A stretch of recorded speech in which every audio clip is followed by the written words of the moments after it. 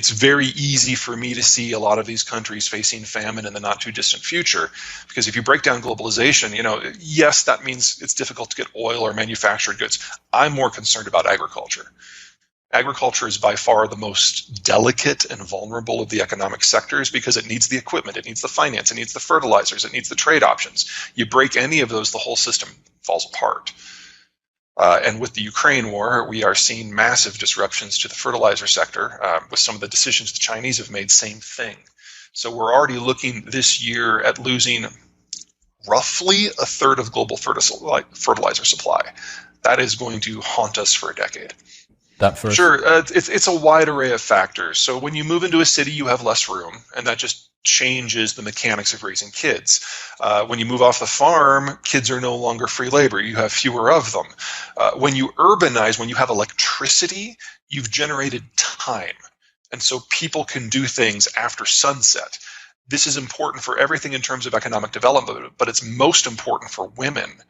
Because if a woman moves off the farm and into the city and all of a sudden can do something after hours, you have the opportunity for mass education and freeing them from doing more than just being mothers. Nothing wrong with being a mother, but it's a full-time job on the farm. In the city, you're going to have fewer kids. That's less time allotted, and you have a greater chance to, read.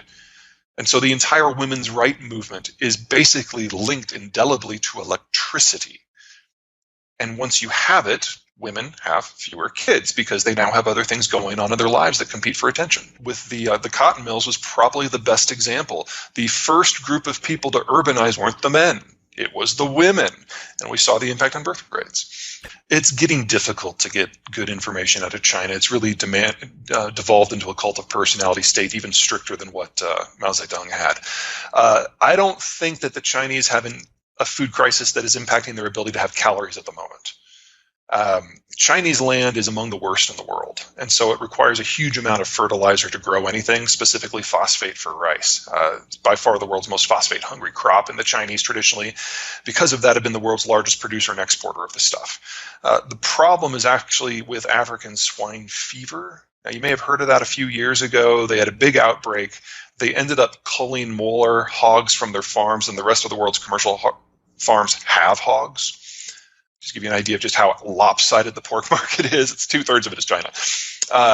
They went to rebuild their herds, but they never abrogated the debts for the farmers who went out of business. They just offered subsidies to bring in new people. They thought that would be cheaper. Well, you have now 2 million new hog farmers in China who have no idea what they're doing. And let's just say that phytosanitary does not translate into Mandarin well in the first place. So we're probably in the early stages of a second wave of ASF that'll probably be just as bad, if not worse, than the first one. So pork, just like it did 2-3 years ago, is about to fall off the market in China completely. That just leaves rice. So the Chinese have banned the export of phosphate fertilizer. In the short term, this is causing massive problems in agricultural producers in East and South Asia. Australia, especially Western Australia, is probably the part that's gotten hit hardest. Brazil is feeling the impacts. Western Australia and Brazil basically can't grow without fertilizer. They don't have soil in the way that we think of the term. It's a weird geology. But you interrupt the input flows, and it's very difficult to grow food at volume. And China, in the best of times, is on a razor's edge in terms of food sustainability, and they use about 3 to 6 times as much fertilizer as is used in the global average, just because their land is so poor.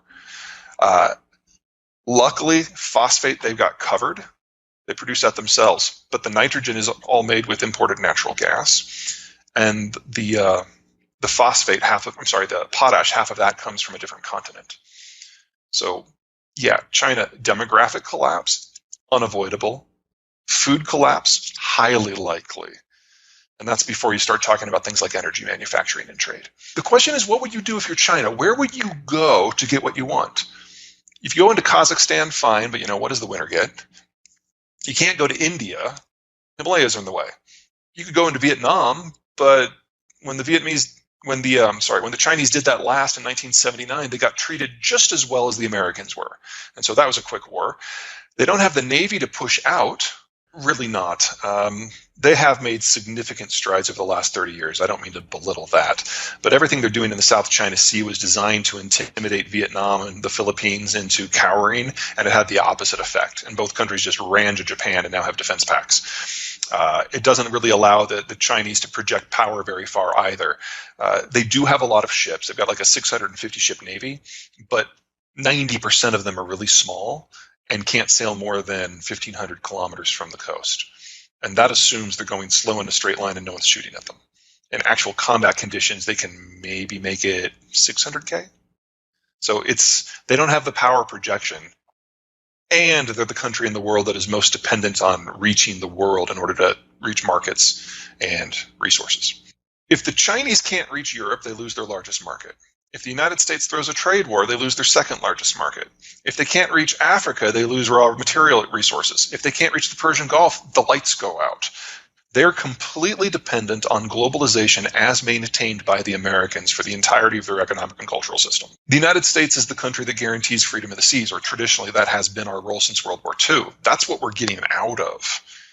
And there's going to be this little fun thing with the Ukraine war that's about to happen. So I don't know how much you've been following that, but the Europeans have done an insurance ban, which has dissuaded most reputable carriers from taking Russian crude to China.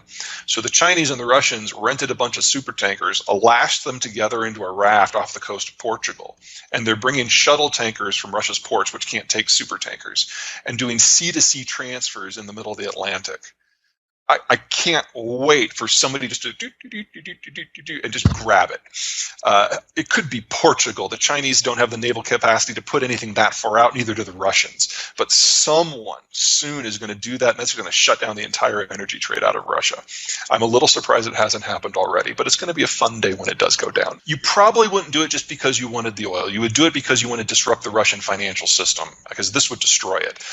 One super tanker, the insurance policy on one super tanker is going to run about $1 billion. The Russians only have $5 billion put aside for this. So not only would you disrupt the immediate transfer, which probably would affect, I'm just spitballing here because the Russians aren't talking, but let's call it 2 to 3 million barrels immediately.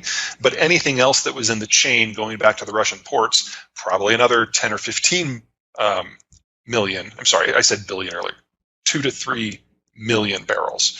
There's probably another 10 to 15 million barrels on shuttle tankers on their way there now. And then all of a sudden the ports get clogged, and then the pipes get clogged, and the pressure builds up into Siberia, into the permafrost, and the wells freeze. And that's it for Russian energy for 30 years.